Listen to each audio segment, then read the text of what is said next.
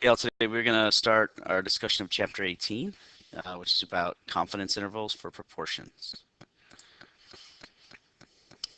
So another name for a confidence interval for a proportion is a one proportion z interval.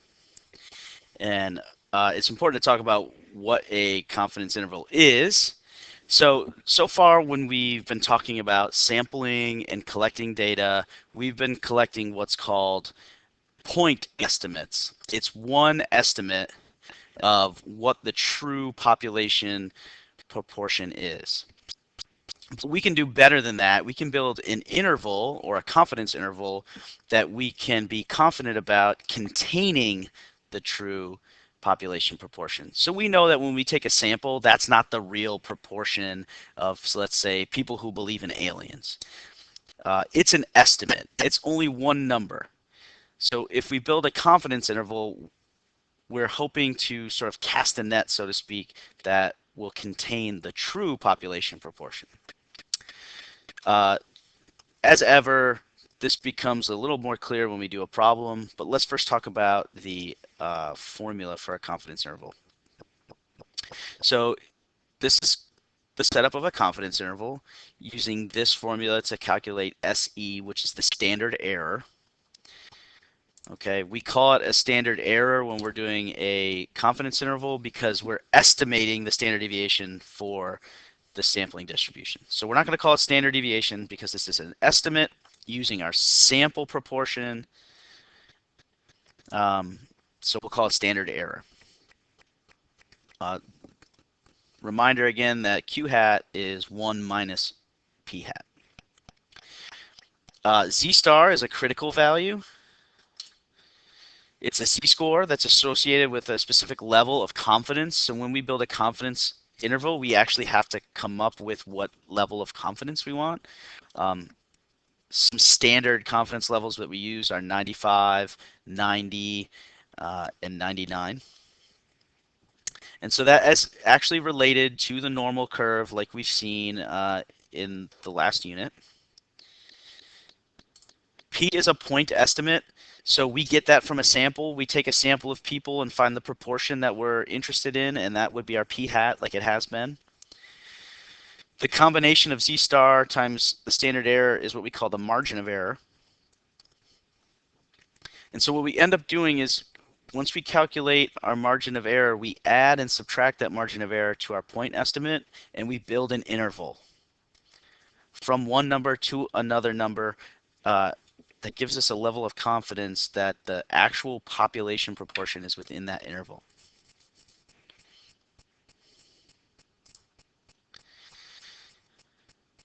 I'm supposed to have this hidden a little bit. So this is on page 481. Take a second to read this, and then we'll build a confidence interval together.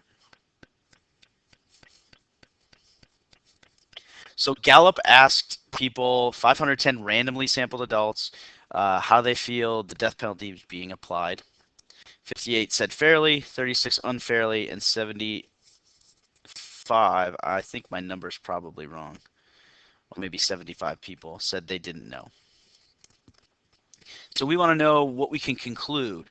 And so what we're going to do is we're going to create a 95% confidence interval to try and capture the true proportion of people who think the death penalty is being applied fairly in our country. So right now our point estimate is 58%. 58% of our 510 people think this is being applied fairly. So that's a estimate of one number from one sample of one group of 510 people. So we want to do better than that, and we're going to build a confidence interval. So we have to check conditions like we have been now. We have a random sample. It needs to be less than 10% of the population, which 510 is definitely less than 10% of our adult population. And then since it's a proportion, we want to check NP and NQ to make sure they're 10 or more. We want to be able to expect 10 or more successes and failures, which we do. And so now we're going to start building our interval. So there's our formula from before. So we need to calculate the standard error. We do that using our 58% people who think it's fair, and then 1 minus 58, which is 0.42, divide by the number sampled, 510, and square root that whole thing. Our standard error for our sample proportion is 0.022. For a 95% confidence level, the z-score, we call it z-star for a confidence interval, is 1.96. I'll show you how to calculate that on your calculator in class, so make sure you bring that up if I don't on my own. So we can plug those two numbers in. P hat is our point estimate that came from our sample, our 58%. So my z-star times my standard error gives me 0.043. And now we're going to add 0.043 to 0.58 and subtract it from 0.58. And so we get this interval here. And so this is the big deal. What do these numbers mean? We sampled 510 people. 58% of them say that the death penalty is being applied fairly. And we built this interval from 0.537 to 0.623. What on earth does that mean? It means that we're 95% confident that between 53.7% and 62.3% of all U.S. adults think the death penalty is being applied fairly. So we're using our sample to try and draw a conclusion about the population.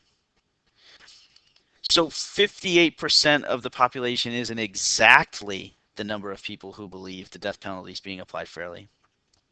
But we can use that sample, that point estimate, that proportion to create this interval. And we're 95% confident that our true population proportion that believes the death penalty is being applied fairly is between these two numbers. Okay. It's possible that it's not between those two numbers, and that's why we're not saying we're 100% confident.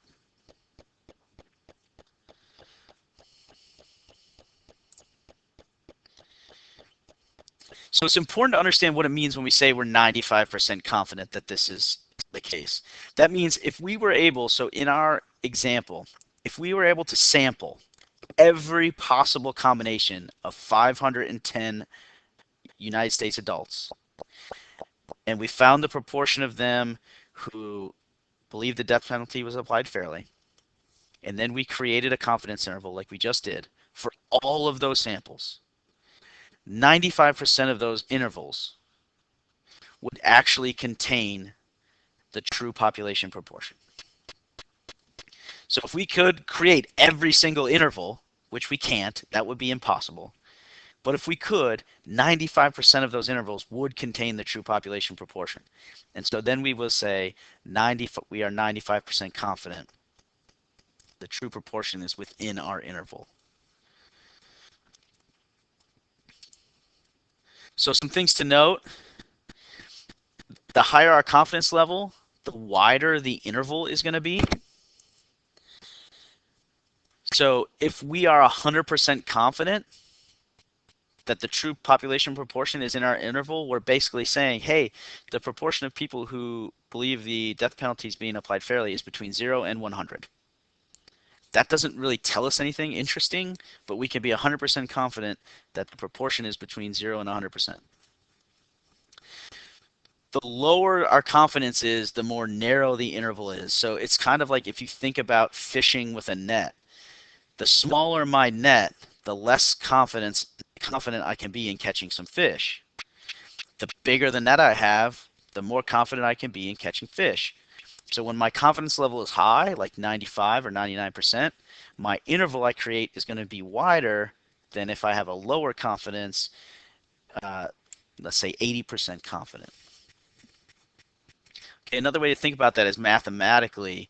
I calculate my z for 95% is the z-score that I would have at about 1 or 2 standard deviations below the mean. So approximately 95% of the data is between 1 and 2 standard deviations. It's actually between 1.96 standard deviations. And so uh, as we get less confident, we have less area underneath the curve, meaning our z-score is smaller. Meaning when we come up here to make this calculation, this number is going to be smaller.